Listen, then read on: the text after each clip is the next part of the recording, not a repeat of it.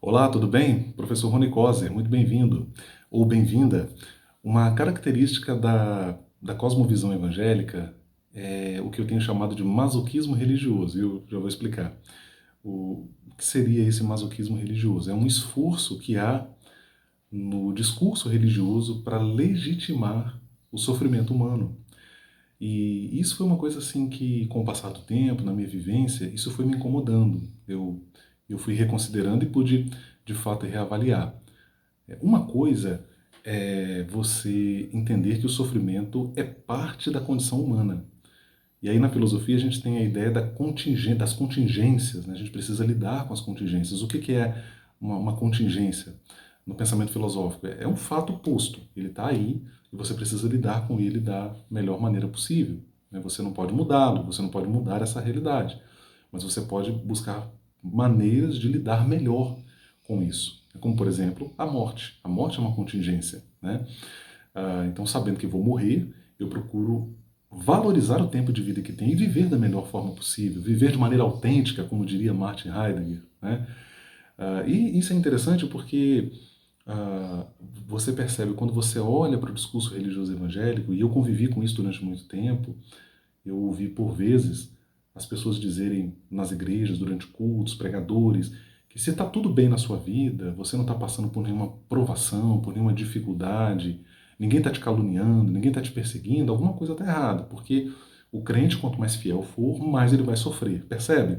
Você atrela o sofrimento à qualidade da vida espiritual, né?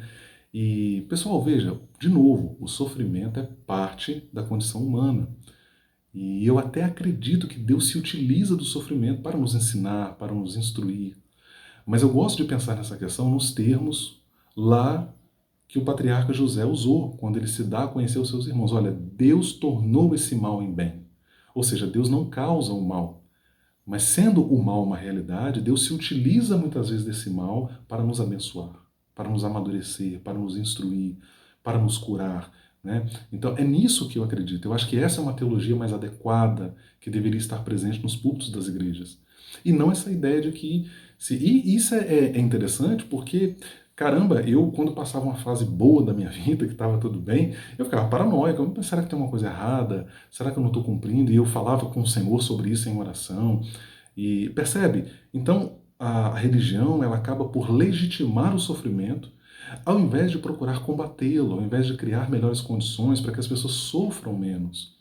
E é nesse ponto que eu entendo que esse é um dos pontos nos quais eu entendo que a religião ela vai se distanciando do evangelho e da vida e obra de Jesus Cristo. Porque Jesus foi alguém que combateu o sofrimento.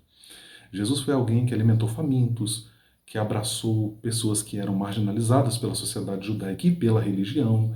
Jesus foi alguém que levou esperança. Jesus foi alguém que disseminou a solidariedade, o amor, né? Jesus, mais do que qualquer pessoa, nos leva a olhar para o pobre, para o necessitado, se preocupar com ele, com aquele que sofre, né?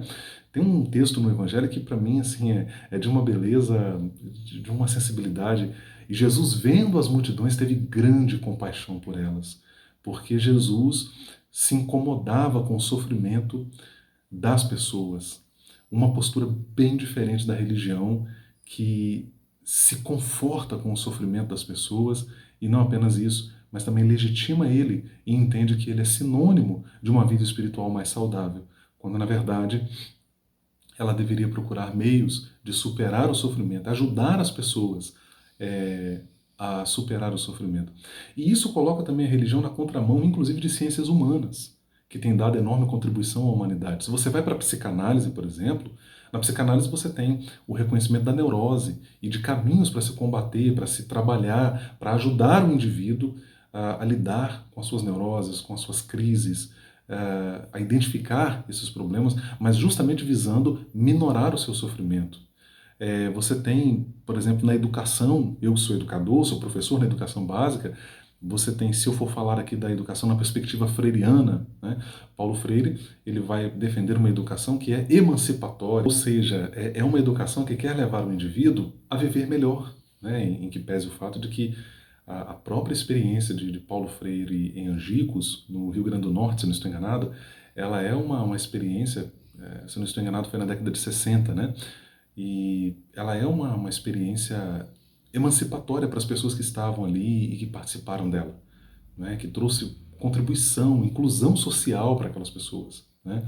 Então, você vê essa preocupação das ciências humanas e de outras ciências, das ciências médicas e de outras, né, enfim, visando a superação de problemas, visando a superação de sofrimentos que acometem a humanidade. E quando você vai para a religião, o que você tem? A legitimação do sofrimento, a ideia de que quanto mais você sofre, mais perto de Deus você está, né?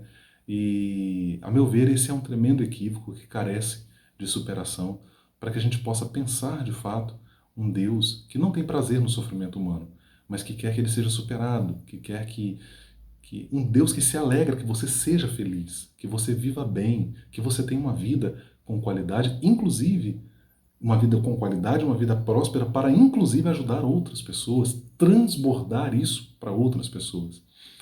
E eu não desejo que você sofra, além do que for de fato inevitável. Eu desejo que você seja feliz e deixo aqui essa reflexão para você. Um grande abraço.